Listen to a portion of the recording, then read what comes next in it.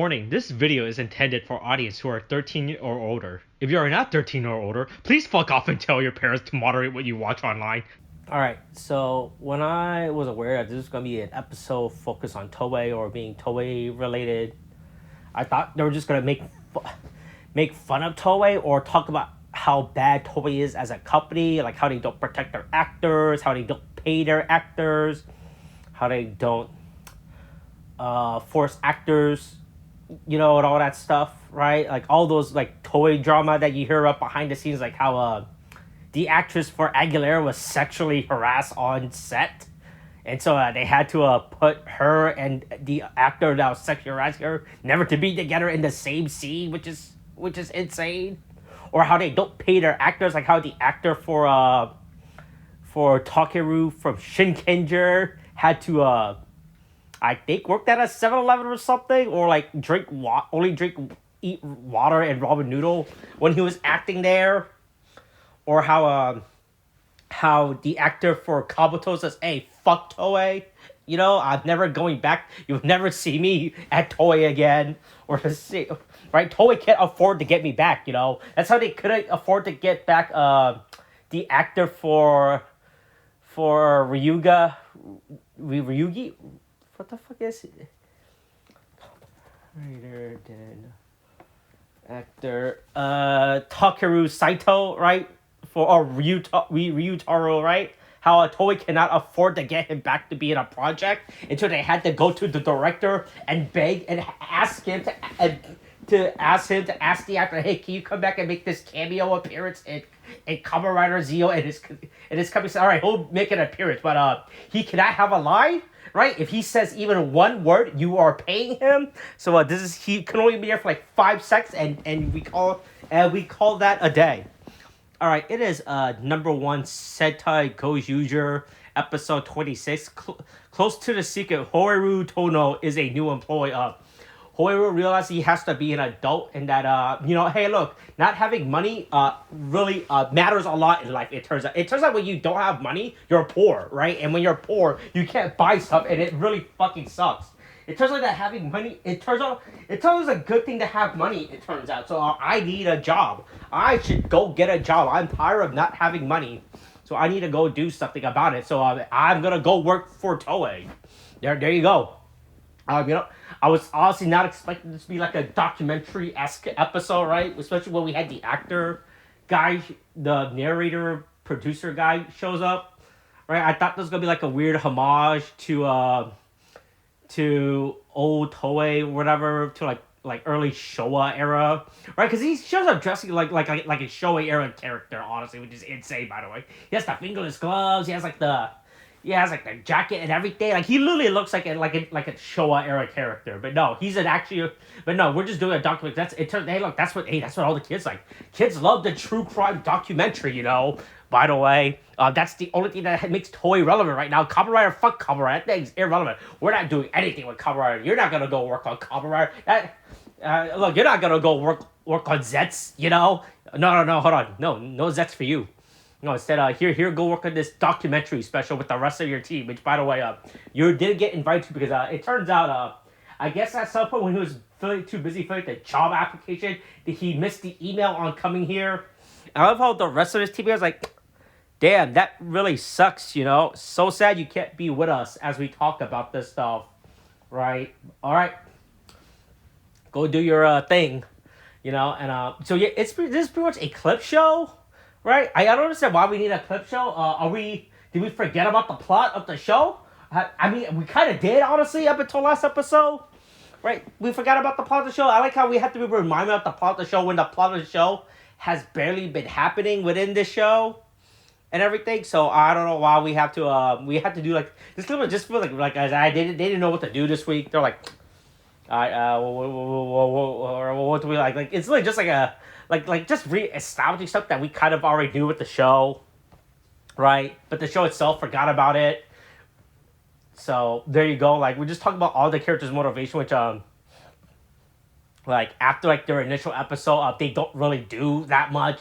It's not really like a really that part important aspect whatsoever, right? Like they don't bring like most of the time the characters themselves don't bring up that what their dreams or their wishes or whatever the fuck their Shaolin Showdown, Infinity Gauntlet, Dragon Ball wishes are, or anything like that. But there you go. We're establishing the show's plot. I like how when Sumino was like, I gotta find the gray hair guy, the guy that kidnapped my sister, Byakuya was like, yes, we gotta find this gray, whoever he is, we will find him.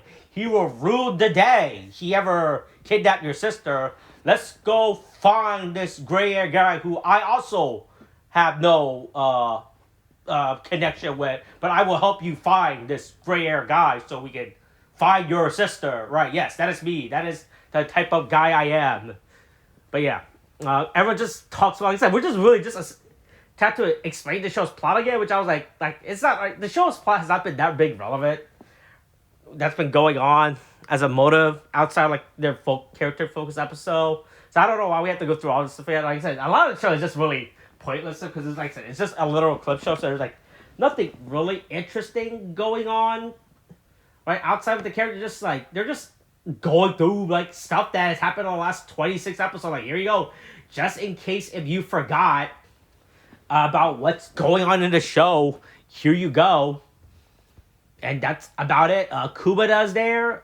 He has I was wondering where he was this entire episode until he shows up and do his little clip show where he talks about his. I forgot that he also he just drops the fact that hey, but this is a world that's been reborn. By the way, so this is like a reset of the world. So in case anyone if anyone on this planet has been having like weird deja vu memory of like a past life, that all that shit that's happening in the old universe. But this is a new universe. I'm just gonna casually bring it up to your audience. Like, no, don't freak out on the fact about that or anything. About the fact that how there's like a weird alternate universe now that you all exist in. Yeah, then a fire candle bouquet show up to do their fight. They explain what the fuck is going on from their side of the view. From their point of view about what's happening.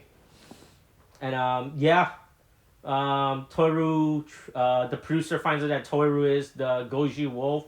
Gets Toru explain his story about how when he was a child, some woman told him to stop having dreams.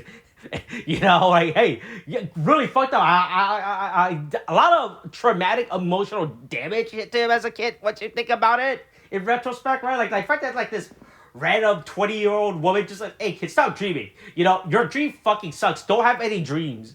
Or whatever the fuck. Don't have any ambition or any of that stuff. Really fucked up in retrospect, Right? And also the fact that even when I met her again, she was just like an AI, so I don't know why he's having a lot of letting this AI of a woman from 26 years ago impact his statement. Right? Especially when we found out it was Kua that created the AI of the person, whatever. Really weird. In retrospect, like Toru, a really badly developed character in all aspects if you think about it, right? But yeah, they beat the shit out of everyone. This is why I thought that we found that the producer was actually a Sentai ring holder. No, he's not. He's not saying he's not a weeb or any of that. He's like, yeah, what the fuck? I'm fuck you. I don't want to deal with that shit. But anyway, here's the Gold Ranger ring. What are you gonna do with the Gold Ranger? You gonna do something fucking cool with the Gold Ranger ring? Nope. You're just gonna shoot it out. They're not even gonna make the Gold Ranger football bomber hurricane, whatever the fuck that thing is called, their final attack that they have. He doesn't even shoot that thing, but there you go. There's the Gold Ranger ring. That's about it. There's nothing else we can do with the Gold. I guess we don't know what else to do with the Gold Ranger, so we're just gonna make them this big flashy attack. And the day is safe, and Hoeru is fired because he can no longer work at Toei because Toei is not Toei will fire you for whatever reason. It turns out you are easily replaceable. You work.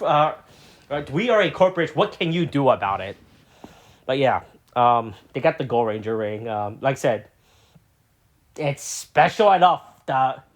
Its uniqueness is that it can fire a big blast or whatever the fuck. I